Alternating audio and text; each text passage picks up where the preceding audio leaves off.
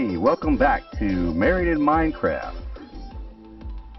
I don't know if anyone else has the same experience or not, but if you've been out running through your world and you come over a hill and you see a town like that, a lot of times folks will either go through it or go around it. Most folks will just go right through it.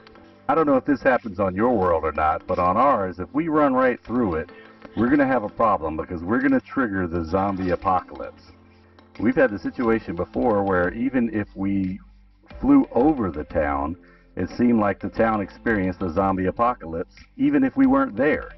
We've come back to towns later on, and all the people, all the villagers in the town are gone. Well, hurry up. The zombie apocalypse happened. So today we're going to talk about something we do here on Mandalore Prime, which is save the towns when we accidentally or on purpose find one. This of course is all being done on Xbox, which is Bedrock, and we're focusing on cooperative play, not PvP. The first step we take in saving a town is locking all the villagers up in their houses. So as we run around here, you can see we put dirt blocks in front of these doors to lock the villagers up. Trust me. Hey, I just got hit by a frickin' phantom.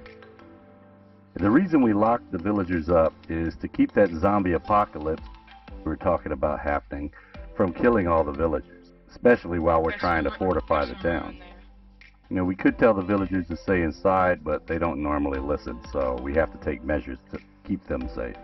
So while you're trying to run around and get the villagers locked up in their houses, which is usually easiest to do at night because they're inside their house anyway, and you can just drop a couple of blocks of dirt in front of the door or some sand or something like that.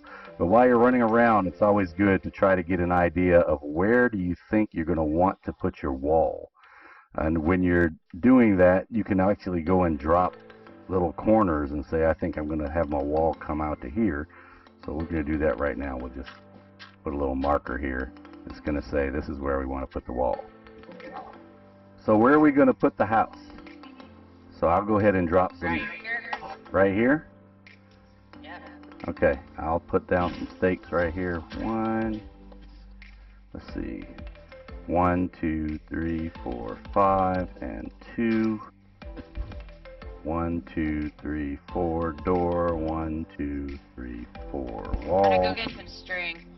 1, 2, 3, 4, 5, and wall. Okay, so we can. What do you say, Holly Miss? Oh, I was going to say, do you want us to go down and get some blocks or anything? Yeah, if you want to bring the blocks up in some trunks, we'll put them in here. I'm just going to outline the house for now, and then we can switch it over to the polished diorite when we get polished diorite. Alright, I'll grab that too. Yeah, that's what I'm doing. Going to bring beds up. Now in this town, we actually had found an abandoned mine before we started work on saving the town. So we were able to go down in the mine and get a lot of materials, and that's what we're going to be using as we do some of our improvement on the town here. Was that one already here? No, I just put it down, so... Oh, so here's the house. Right there. Oh, the shulker box I just recently put down because I'm bringing up supplies from the mine. The chest was already here along with this other stuff. Okay. Now, if you've unfortunately already killed the entire town by not saving it at first time you run through, or you've actually happened on an abandoned village, never fear, there are options, and we can talk about that in another video. The second step is looking at the layout of the town. Where do you want to put your house or your headquarters or the place where you're going to use to work? So building your headquarters or your house, this is the place where you're going to start initially putting all of your supplies and equipment that you're going to need for building the rest of the stuff that you're going to need to secure the town. Normally what we do is we try to select some place that's close to the town center, and if your town is not completely centered, I have my oven back. Your furnace? If your town is not completely centered, maybe you might need to move the bell in the town center over to the center of the town so that you can have your headquarters building right in the middle. Now normally when we set up our headquarters building, it's pretty much all business. It's not aesthetically pleasing and it's just a work area. At a minimum, we try to make the house about 5 blocks by 9 blocks of working area, or 7 blocks long by 11 blocks. This allows us to have our crafting table and our furnace right across the door, and we can put in 8 double trunks on either side. You see the ladies are putting the trunks in right now, and looks like Rocky's about to start putting some walls around the dirt. Now the dirt's just a placeholder for now. Normally what we do is we use a polished diorite, because it's kind of not normal to see something like that in any of the towns, and that's just our kind of signature thing that we do. Now you can put 2 rows of trunks, 2 or 3 rows of trunks on each side, and for right now we're putting our beds down here because we're just going to need some place to quickly jump into bed when we're getting attacked by the Phantom or we want the morning to come. We mentioned dropping a shaft for mining, and once we have a floor plan for the headquarters, we figure out where we want the elevator to go, and we put it a block away from the crafting table. And we recommend that wherever you decide to put it, if you don't want to put it here, that you put it at least 2 blocks away from the windows or the walls, because this later on you'll see when we watch out. I'm going to put water underneath you, holiness. Make sure it's at least 2 blocks away from the windows of the wall, because later on when we extend it upward, we're going to want to be out of the reach of all the golems. So how do we drop a mine shaft? Well, we do this by breaking rule number 1 of Minecraft: do not dig straight down. We use the 1 bucket method, which can be done with no armor, but it's even better if you have a turtle helmet, respiration, and aqua affinity like I have on mine. So I'm going to show you how we're going to do it with this, but can easily be done even if you don't have any enchantment on your stuff. You just need to make sure that when you get down to the point where your bubbles start running out, that you make yourself a 2-block hole that you can step into and breathe, just like this. You can stick a torch in there so you know where they are when you're coming up. Since I do have a turtle helmet on, and I've got aqua affinity, and I've got respiration, I'm going to go all the way down to level 11. Now when I'm doing this, I want to make sure that I'm not going faster than the water. We've had a couple of incidents where there's been a glitch and Bad Rabbit ended up moving faster than the water and fell into lava. That's not a good thing. But you'll notice that on my counter I'm already down to level 15, and bam, here we are at 11. Why 11? Well, from our experience, 11 seems to be the lava level. And normally when you're down in a mine, you want to make sure that you're not below the lava. So now that we're down to level 11 here in the mine, if we want to look around and get any resources we need, like iron or cobblestone, sometimes even dirt. If you're in the desert and you need dirt to make farms, you can go down and you can find dirt. Now we have a mine shaft in the house. Now you don't have to build the whole thing initially. You can just build the first bottom floor, or you can just put down some trunks and put corner pins and come back and do it later. It really depends on how much time you have.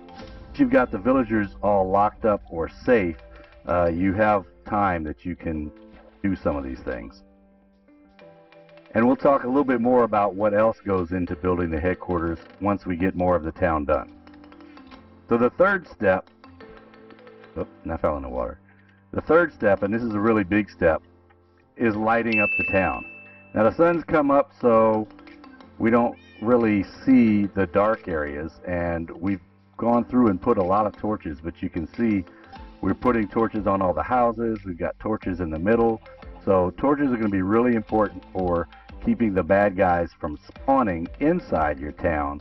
Yep. You want to pick up your water so I can put down the scaffolding? Okay, hold on. If you actually have scaffolding, like we do, because we normally have a little kit that we put together stuff in, then you can drop the scaffolding all the way down to level 11. If you have... The water goes. Yeah, it's true. You do have to wait for the water, because if you drop it and it hits the water, then it's just going to pop. Another thing that is good to have is if you can put in an ender chest in your headquarters, then resources you have from other places you can bring here to use to help fix this town up. Light level. Bad guys can't spawn in a light level of 7 or less for zombies. or creepers or skeletons. So if you can keep the torches close enough together to not have any dark spots, and of course you're going to want to be able to do this at night to see where your dark spots are, then you'll keep them from spawning. If you put down a torch, how's that work for light levels? Well, a torch gives off 14 in light level, and for every block that it goes, it drops one light level. So if I put this block here, that block is 14, this is 13, 12, 11, 10, 9, 8, and this next block would be dark enough for something to spawn on. Of course, we've got a torch right there, so that's not going to help. This is going to be a big help when you're trying to work on walls or your headquarters at night.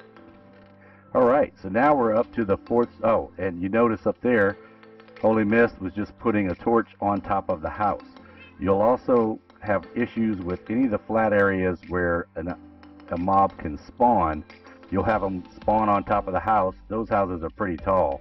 But some of these other houses that are shorter, if they can spawn on top of it, they'll drop down off the house and kill one of your villagers or attack you. So putting torches on the roofs of all the houses is important. Another way you can try to keep stuff from spawning on top of the house is to use slabs. If you've got something on the bottom half of a slab like we have right here at the town center, they can't spawn on that. They also cannot spawn on the stairs. One of the things that you're going to want to look for when you're trying to save a town is, remember, we've got to save the villagers from themselves. So if there's a pit that they can fall into, if at all possible, close it off. The fourth step we're going to talk about is walls. If you've got more than one person helping you, then that's great, because you can get the walls done quicker, and you'll probably have some of these steps happening simultaneously, like the house will be being built, and we'll have things getting lit up, and we'll be working on the wall all at the same time if you got more people. If you're doing it by yourself, then taking it in the order of these steps will help you a lot immensely. That's redundant. Oh, we got Anthem. Which one's? Oops, a villager just tried to claim it.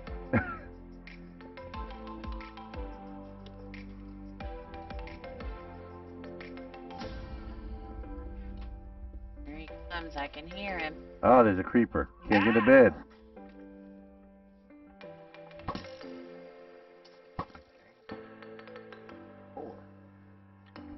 Do we have a door? Is everybody here? I'm going to put a door on it first. Danny's not. I'm coming. Door. Where's the door? I don't have a door. Oh, I I only got a got door. one. You got a door? Okay, good. Got it all. I was like, I picked up one block of wood. That's why I couldn't make a door. Yeah, I don't think that works. And boom. Hello? Boom. There we go. All right. And tell them how important it is to have 3 high when you have golems. Definitely important to have 3 high. You just told them.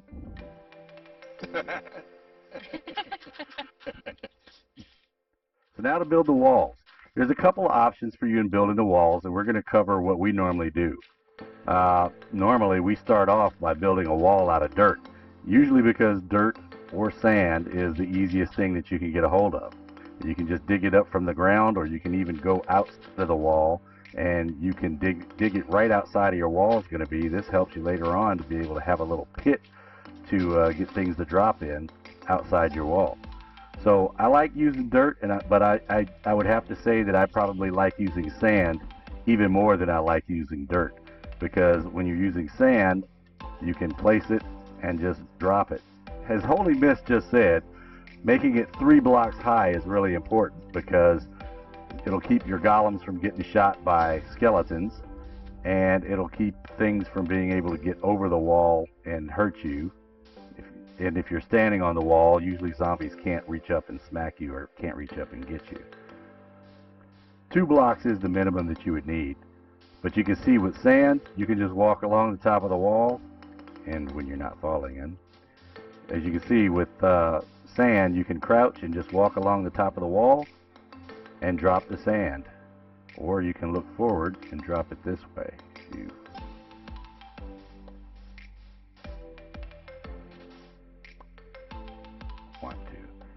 I'm going to take out this bamboo because it's right where the walls go.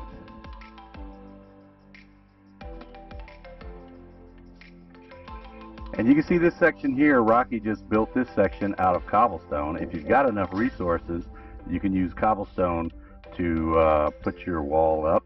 Again, this is going to involve you having done a lot of mining at first. But the good thing about this is the blast resistance. Now, if we want to talk about blast resistance, dirt has a blast resistance of 0.5, and sand has the same kind of a blast resistance.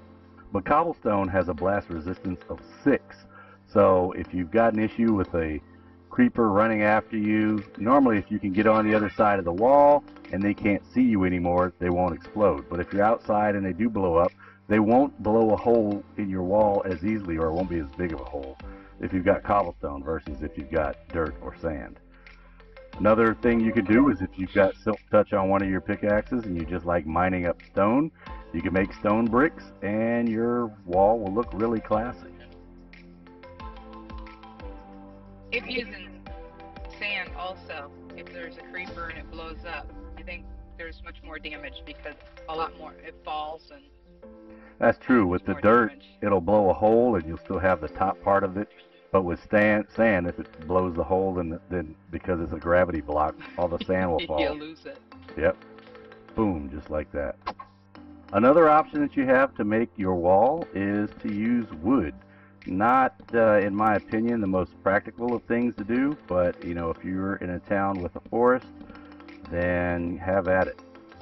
The only problem I have with wood is if there's a fire or it's struck by lightning, well, your wood wall is probably not going to fare too well. Or if, and we're, like I said, we're not on PvP, but if something happens, there you go. The whole wall catches on fire. So probably not the best of materials to build your wall out of. Yeah, I'm trying to figure out how far we're going to go. I guess we can... We could probably stop it like somewhere around here. Do we keep this little deck piece inside the We might town? want to. Yeah, it's a good fishing Might area. want to. So we can put the wall right across. We could put the wall like right here, kind of thing. This is probably a... That way we can keep it. Hey, go one over like right here, because then that'll be right next to the... Right next to it. One over this way? Or Yeah. This way? Right here? Where the cobblestone is, yeah. There's a whole house on the other side of the river. Well, it's a building. Let me see. I think it's leather workers, actually. Yeah, there's 2 cauldrons in here. Yeah, you And, see where... chest. See where I am? We're going to bring the wall up this way. And so we can include that. Oh, that's a lot of space. We'll have a lot of... Yeah, that's what I'm content. saying. It's like this whole thing over here on the desert side.